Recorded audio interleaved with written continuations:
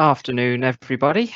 Thank you for joining us. My name's Dan Maskell. I am going to be your host this afternoon for this Abri Home Ownership webinar. So, like I say, thank you for joining us. Going to do some introductions first. I've got two of my colleagues with me today who are going to be kind of helping answer questions, talk through loads of information, which hopefully is really relevant for you all. So firstly, Paula Blackman-Scott is joining me. She's our lead post-sales executive. And also Laura England, who is our homeowner service manager. So Paula is going to talk a lot about shared ownership, to do specifically with staircasing and what is staircasing, how to staircase, and also other subjects which Paula will cover from a post-sales point of view, stuff like remortgaging and transfer of ownerships. And Laura, again, is going to talk about shared ownership and leasehold, bits and pieces to do with once you've moved into your home, what you can and can't do. That will kind of touch on home improvements, bits about your lease and leasehold obligations.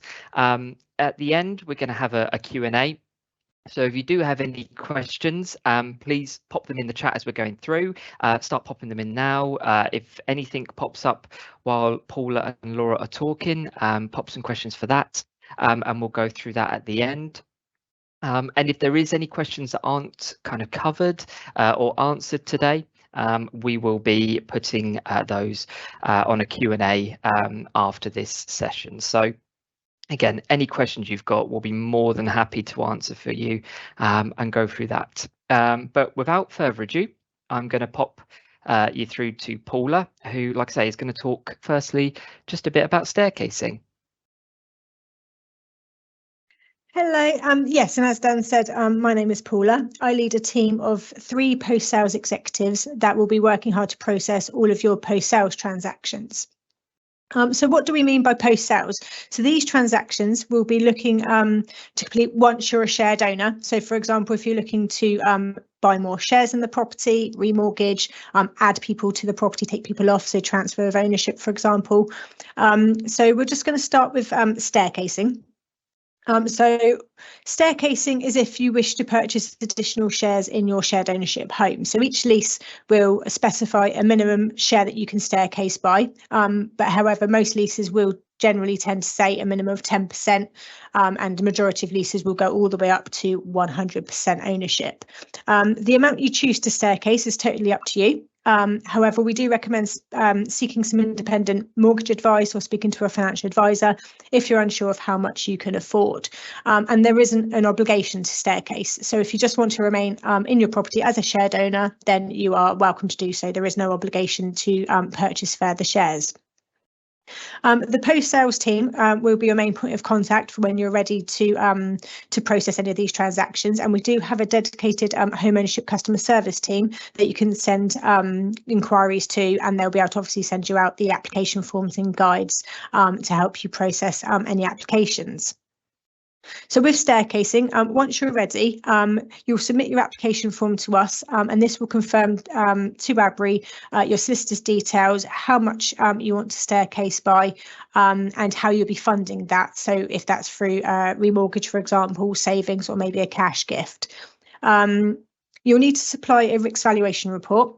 So with the RICS valuation report, that will confirm the current market value of your home, and then Abri can then use this to calculate how much your additional shares will be. Abri will then complete ID verification for you, download a copy of the lease from the land registry, and this will confirm the current shares owned, and then we'll pop in writing to you how much the shares will be and any ongoing charges, service charges and rent, if there is any. We'll confirm that all to you in writing. Now, it's important to note that the valuation reports are valid for 3 months. Therefore, once you are ready and you've got all of your documents ready, then you can arrange a valuation and send that to us as quickly as you can. When you have your appointment with your surveyor, they'll usually take a couple of days to produce the report and get that emailed over to you. So as soon as you have that in hand, pop that over to the post sales team and we can begin processing your application form for you. If that does come to expire before you complete your transaction, don't worry, the surveyors will usually be able to offer a desktop valuation. And again, this is usually valid for another 3 months. But just to avoid those additional costs, we recommend sending it in as soon as you've got that, just so it gives you that longevity of how long that's valid for to process your transaction for you. Once your solicitors have been instructed, with Abri's solicitors, if we have instructed them, or the post sales executives to produce the staircasing documents and get those to your solicitors for their approval. They'll send you a copy for you to sign, and in turn Abri will countersign the documents as well. And once all of these documents have been signed and the conveyancing process has been completed, then your solicitor will be able to discuss completion dates with you. With 100% staircasing, so if you're going all the way up to full ownership, your solicitor will process the land registry documents just to update the titles to show that you are now the 100% owner of the property, and where the freehold is being transferred over, this will also be updated. There might be other transactions that you do simultaneously at the same time. For example, if you're staircasing and you're remortgaging, for example, they can be done kind of at the same time. So you might be doing multiple transactions. But with remortgaging, this is where the lender will require Abri's consent. So there's a clause within the lease, which is the mortgage protection clause, and this just protects the lenders. So they will usually request Abri's consent, potentially if you're looking to do a product transfer, changing lenders, or additionally borrowing, for example, for staircasing, repairs and maintenance, or if there's selling property and doing a transfer of ownership application. So it's only when the lenders require our consent is when you need the application form to be processed. If you're looking to sell the property, again, we do have a resales team that can assist you. And then once the property is marketed, they'll be there and on hand to assist with that. And again, the property will be valued at that time by a RICS surveyor, and that will just confirm the market value of the property, just so you get the current up-to-date market value of your shares. And like I touched on before, there's transfer of ownership. So it might be that you've purchased in your sole name and then wish to add somebody to the property, which is a sole to joint application. Or it could be, for example, if there's a separation in a property, and it might be that you're looking to go from a joint to a sole application. So what Abri will do is process the applications just to make sure whoever is remaining in the property still meets the terms of the shared ownership scheme. And upon approval from Abri, your solicitors will then process the transfer and again update the land registry documents. So that's the post sales team in a nutshell. I'll now pass back to Dan.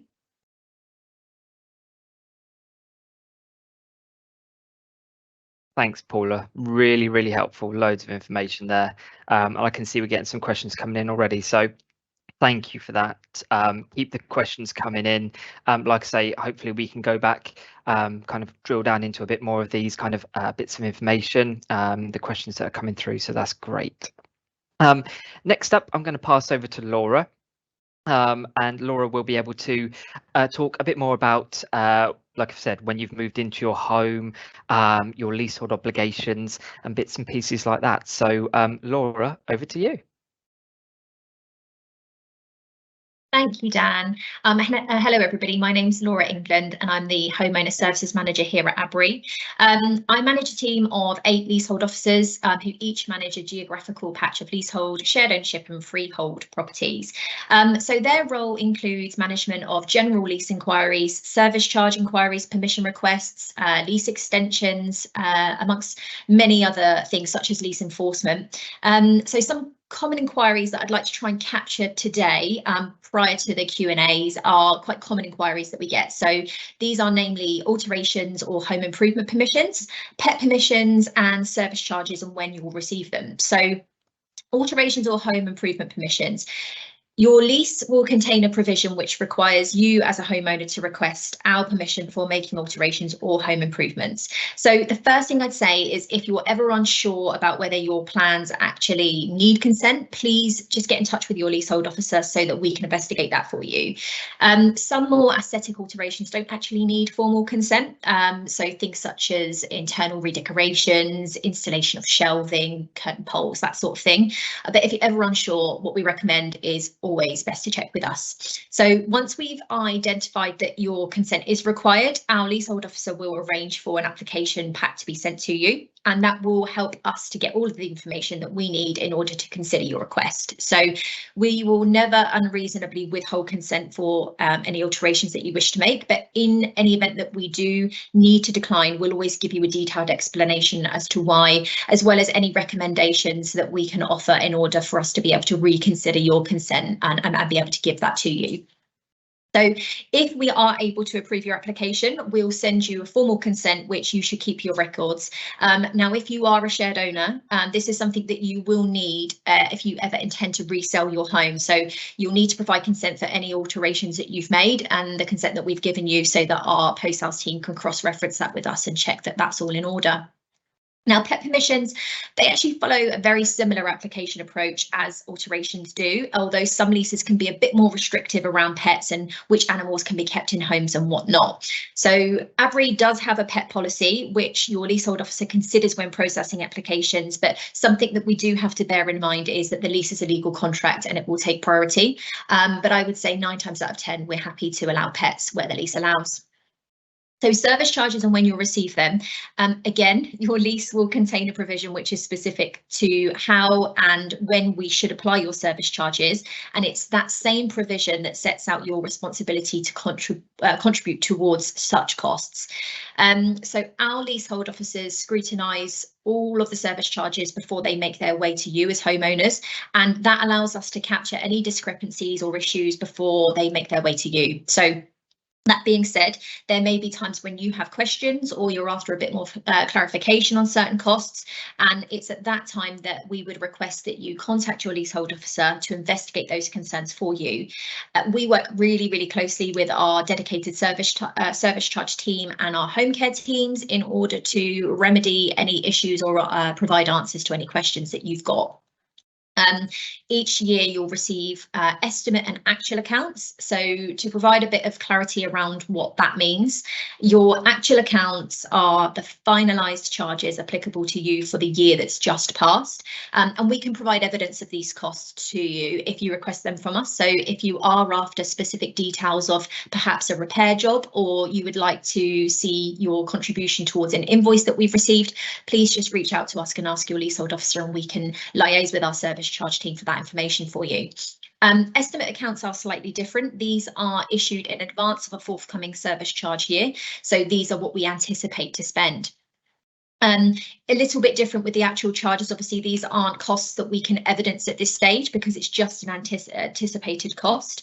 But we take previous year spends from actual accounts as well as any forthcoming plans that we have for the coming year, perhaps for any major works or kind of larger repairs jobs that we are anticipating. We will always endeavour to include those in your estimate account so those are as captured as possible. So if you have any questions about anything that I've just said, please just drop a message in the Q&A and we'll get around to answering that for you. I'm sure there are, but that's all from me for now. So back over to you, Dan. Thank you. Thank you, Laura. Again, really, really helpful. Loads and loads of information there. So like I've said before, with both Paula and Laura's information provided, we will be making this webinar available after the session as well. So if you do want to go back, revisit it, have another watch, keep it for reference, all the information will be there alongside the Q&A. So that's great. So my part now, I'm going to jump in and kind of have a look at your questions, pass these around, just for a bit of background. So I am the lead resales executive here. So I've worked for Abri for 6 years in our resales team. So there might be some questions that come out that I can jump in as well. But let's dive straight in. See, we've got quite a few coming through, which is great. So Paula, I'm going to start with you. There was a couple of questions at the start which kind of roll into one, basically. But I'm interested in staircasing. How do I know where to start, how much I can afford, and do I have to staircase? And if so, how much will it cost me? So a couple of questions around cost and how the process starts.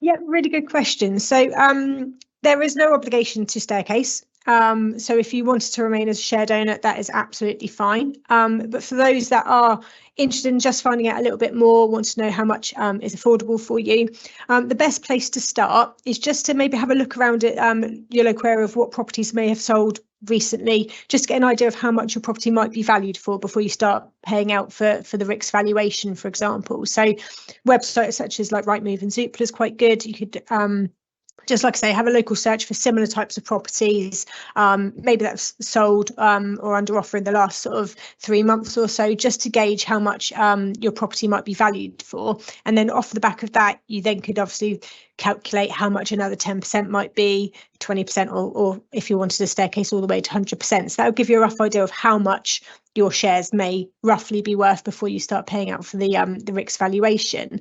Once you've got a rough idea, you can always contact Abri just to see what the ongoing charges might be. So if you're going up in interim staircasing, so with like 10% chunks, for example, you might just want to contact us just to see what the rent might reduce down to, or if there's any ongoing charges at final staircasing. So we can obviously look into that and work again together with our finance and leasehold teams just to confirm those figures for you. And then once you've got all your financial information, like we said before, if you're looking to do a mortgage, maybe have a chat to a mortgage advisor or a financial advisor, just to see what your affordability for your own personal circumstances might be, how much mortgage you might be able to obtain if you're looking to do it that way. And with staircasing, you'll be just using your mortgage, for example, to buy that share. So there's no additional deposit, for example, the monies will just be used to buy those shares. And cost-wise, just bear in mind solicitors' costs. We recommend getting maybe like 2 or 3 quotes just so you know how much the outline cost will be with a solicitor. They should give you a full quote all the way from the start to completion with them updating land registry. And from Abri's side of things, the costs involved, it's a processing fee of £180 and payable on completion. So if you start the process and you can't complete it for whatever reason, then the processing fee isn't payable until the point of the completion of the staircasing. So those are just some costs to probably bear in mind there as well. But getting an idea of how much the property might be worth initially without kind of paying out is a good starting point.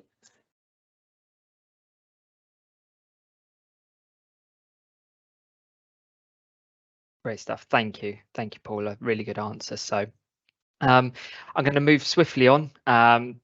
Moving through, Laura, I've got just a couple of questions for you. So I'll break them down. So first one, I'm a leaseholder and want to sell my property. Who should I contact? And secondly, we've got a question around tenancy. So if somebody does staircase up to 100%, what kind of tenancy would they have with us becoming a leaseholder?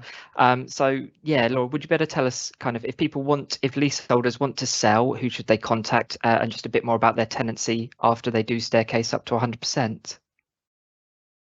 Yeah, of course. Thank you. So if you're looking to sell your leasehold property, you don't actually have to let Abri know before you decide to do that.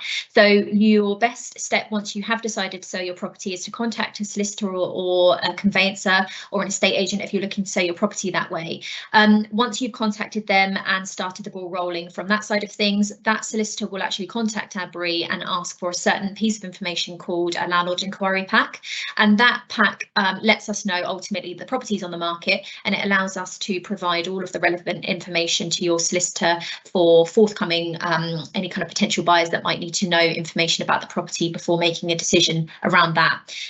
With regards to the tenancy type, once you have fully staircased and you become a leaseholder, you'll keep your shared ownership lease that you had when you purchased the property. All that will happen is certain provisions in that lease and certain clauses will fall away. Now, those are detailed at the latter kind of pages of your lease. There'll be some staircasing provisions, and listed under those staircasing provisions will be the clauses which will fall away. So they're the more specific shared ownership provisions of a lease, but ultimately once you have staircase, you'll keep the same legal document. It would just be that some things won't apply anymore. So you won't have a tenancy agreement, you'll be fully leasehold and you'll keep that same legal document.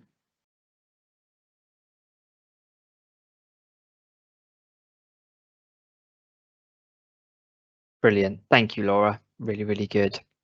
There's a question that's come up here which I can jump in and answer, so I don't just pass it around. So if you staircase up to 100%, does that automatically mean you own the freehold if you are a leaseholder? So with staircasing, it will just depend on what's written in your lease. So most houses, I say most, 99% of houses, once you own the 100%, the freehold should transfer to you. There will be the odd houses that are held on a what's called a long leasehold, or they will have a head lease that they will then transfer to. Flats, you can own the 100%, but what will usually happen is you will still keep that lease. So the freehold of the building wouldn't transfer to you. You would still be a leaseholder within that building. So I hope that kind of helps answer that question there. So Paula, I'm going to go back to you. If you haven't already covered it, how many times can I staircase? And are there specific times of the year that you can staircase?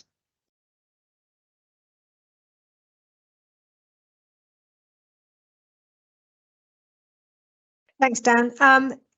You can staircase as many times as you want, and there isn't any specific time. So if you're new to shared ownership and then you come into inheritance, for example, or something like that, and you could decide to staircase as soon as you kind of move into your property. There isn't a set time scale at all. The amount of times to staircase, again, you could do that as and when you can afford to kind of purchase more shares. So like I said, you could do it from 10% increments. Usually the lease will kind of confirm that 10% needs to be remaining in the property. So you couldn't go into 95%, for example. You'd have to leave at least 10% remaining in the property, but you can do it however much you can afford, as many times as you want. The only thing that we would just to advise of, because there's solicitors costs involved each time and processing fees involved each time, just for that cost side of things, it might just be worth again having a chat to a financial advisor or just having a look at finances just to see if you could just maybe do it in a larger lump rather than in smaller increments, just for that side of things, just to kind of keep those costs down for yourself. But no, you can do it as many times as you want, all the way up to 100%, like we said, in most cases, and there isn't any sort of time scale involved with that, so it's whenever you're ready and affordable. Amazing, thank you. Hope that answered those questions okay. Laura, I'm going to come over to you. I've got a couple of questions which I can group together, which is good. So firstly, how do I know which repairs I'm responsible for in my home? And secondly, I have a service charge inquiry. Who can I discuss this with?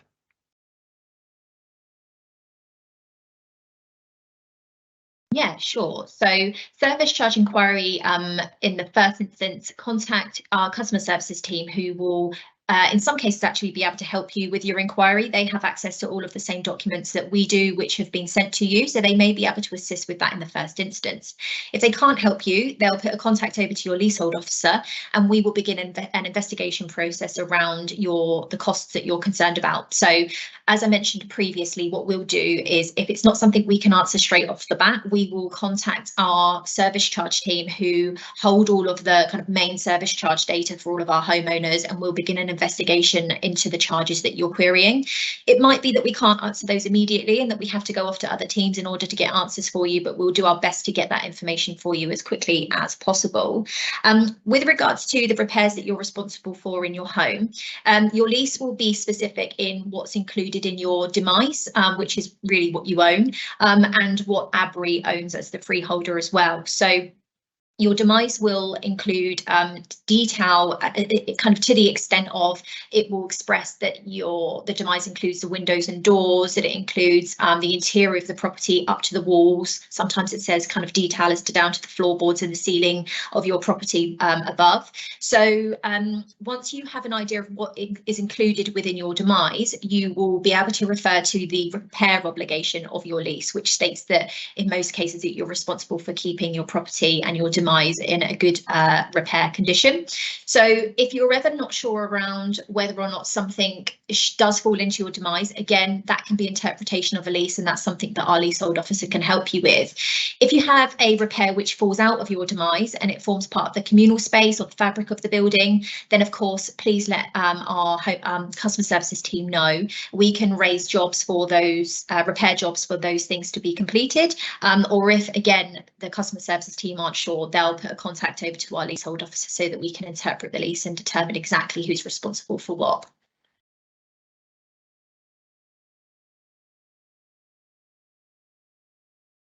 Amazing. Thank you, Laura. Really helpful.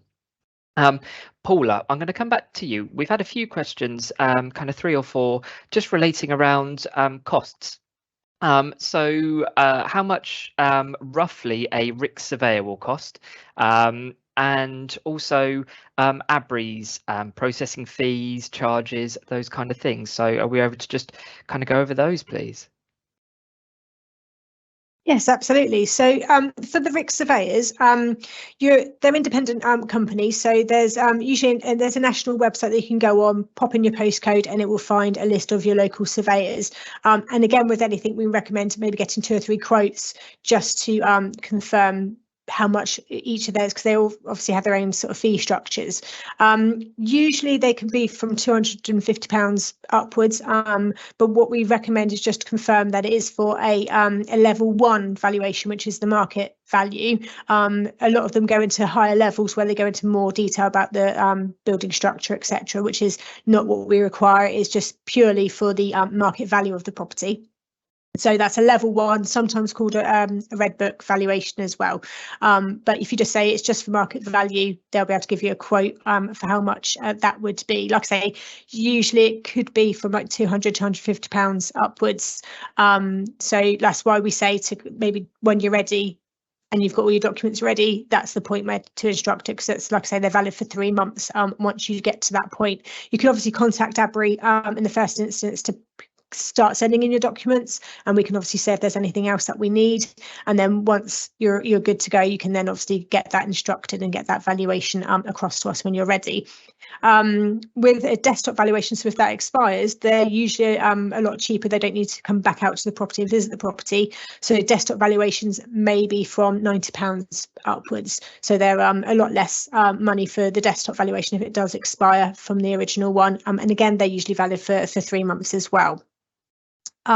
With Abri's costs, like I said, with staircasing, it's a processing fee of £180, and that's payable upon completion. If you're doing, for example, just a remortgage application on its own, that's £60 processing fee. But like I said, sometimes you might be doing multiple transactions, so you might be doing a remortgage with a staircasing. So we do look at the costs in that way, and we don't always charge the full fees if you're doing multiple transactions. So again, contact Abri just to confirm what the fees are if you're looking to do kind of staircasing with a remortgage at the same time, and maybe adding somebody to the property at the same time. So you can do multiple transactions as you go, but a straightforward transfer of equity, for example, on its own is £72. So the fees aren't huge. They are kind of affordable fees. We try and keep the cost low to be able to make it affordable for our customers, as it is an affordable product. But again, our Abri Homes website does have a lot of the information in the guides of how much each transaction type and what the fees are. So have a look at the website. But again, if you can't find the information, just contact the post-sales team. Like I said, we have a dedicated customer service team, and we have a dedicated email address that comes directly to the team to kind of process all of those inquiries. So you can the email address is postsales@abri.co.uk, and our dedicated customer service team is 0800 145 6663. So any questions, just pop them through and our team will be happy to help.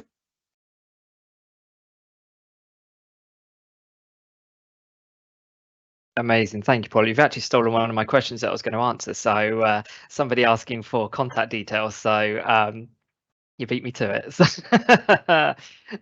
there is one that I can answer though. So, well, I can try and answer. So a question here about stamp duty, about paying stamp duty when buying more of your home. Now this, I'm going to deflect this one.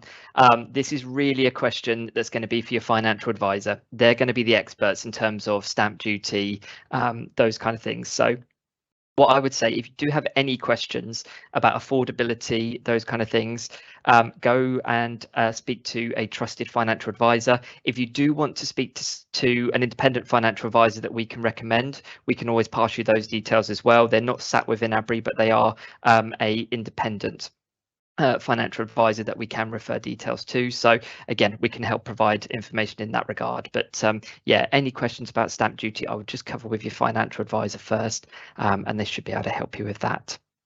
I've got another question here. Let me go through. I'm going to go to Laura. Hopefully a nice and kind of easy one for you, Laura. Where can I find when my lease expires? So should be related to the actual lease itself, the dates of the lease commencements, and how long the leases are.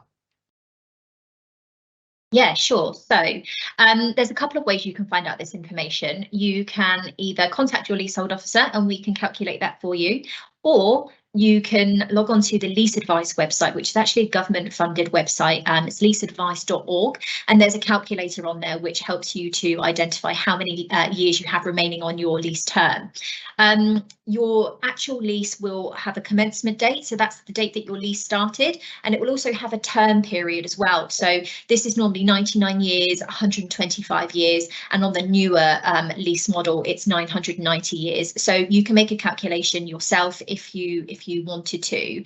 Obviously, if you do complete a lease extension, I've seen there's a couple of questions in the Q&A about that, but if you did complete a lease extension, it's worth noting that your the years that you purchase as part of that lease extension will be added to your existing term. So if you had, let's say, 80 years remaining on your term and you completed a lease extension for 90 years, that 90 years would be added to your existing term of 80 years. It doesn't kind of cancel out any years you have remaining. It would just simply top up what you had left.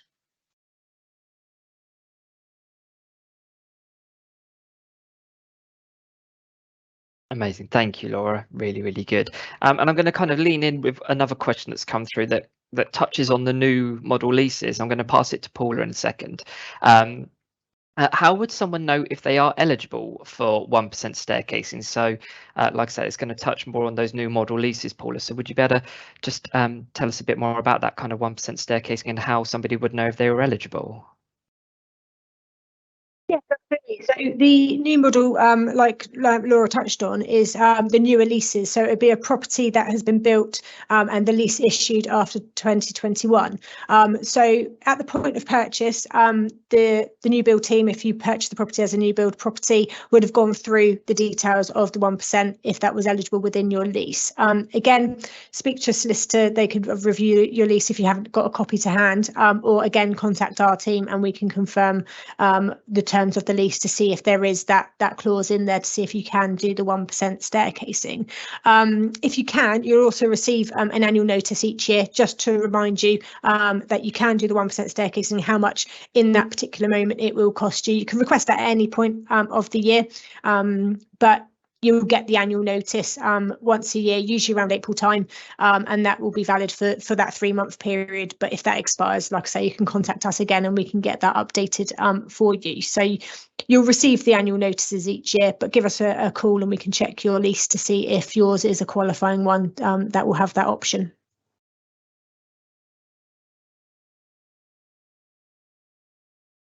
Perfect. Thank you, Paula. I'm going to come back to you again, Paula. I've got another question here, which just relates again to kind of the staircasing side. So if we have a customer who owns 50%, but they have somebody who wants to buy the remaining 50% for them and staircase outright, are they able to do that even if they currently own the property on their own? Can somebody else come in and buy the remaining shares with them?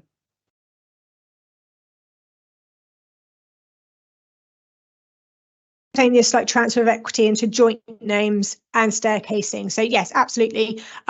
What Abri will tend to do is probably just process the staircasing element. We don't need to approve the transfer element of joining somebody to the property because the shared ownership element will fall away if you're going all the way to 100%. So it does make that process a little bit easier. We don't have to do the two separate kind of transactions. It would just be the staircasing element on Abri's side. All Abri will just check is the confirmation of the funds. So if you're doing it via remortgage in joint names, insurance, we'll just usually just double check that. But yeah, absolutely fine. If you're looking to maybe staircase up, joining somebody onto the property, that's absolutely fine.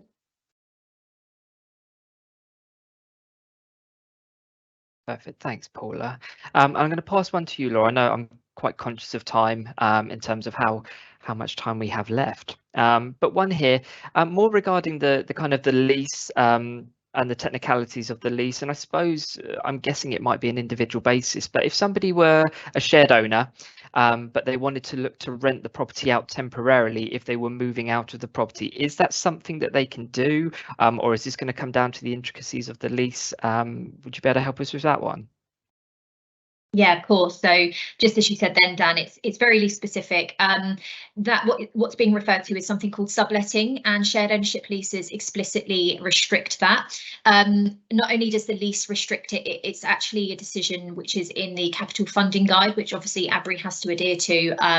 And it's when I mentioned previously about some of the provisions that fall away from a shared ownership lease once you staircase to 100% and become a leaseholder, that's actually one of them. So if you were looking to potentially move away from the property, but you're a shared owner, your options would be to investigate fully staircasing before you could do that, or alternatively selling the property. Now, we do have a procedure around subletting for shared owners, and there are very, very strict criteria of applications that we can consider for shared ownership subletting. So those are if you're kind of very serious situations, really. So if you're fleeing crime, if you're a victim of domestic abuse, if you serve in the armed forces and you have to be away from the property for a set period of time.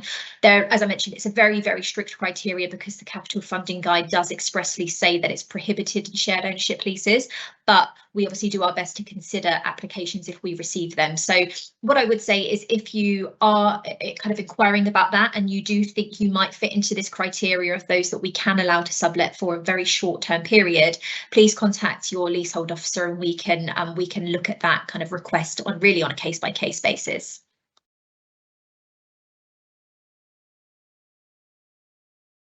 Amazing. Thanks, Laura.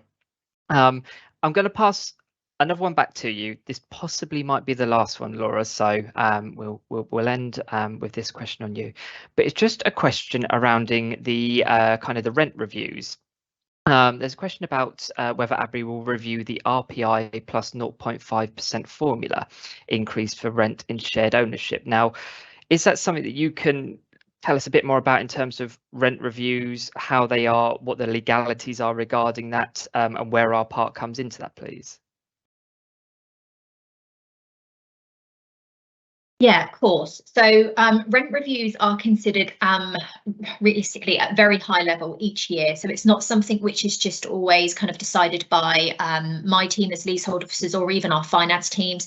Rent reviews are considered by our board, our exec, and obviously kind of higher level staff at Abri before it really makes its way down to us. So it's not, I did see the question earlier, and it's not something that I have an immediate answer to, but it's certainly something that we can look into behind the scenes and kind of come back to people with. Obviously, we'll be answering anything that we haven't been able to capture face to face today in something after today's Q&A. So yeah, I mean, I don't have the answer immediately, but it's certainly something that we can come back to you on for sure.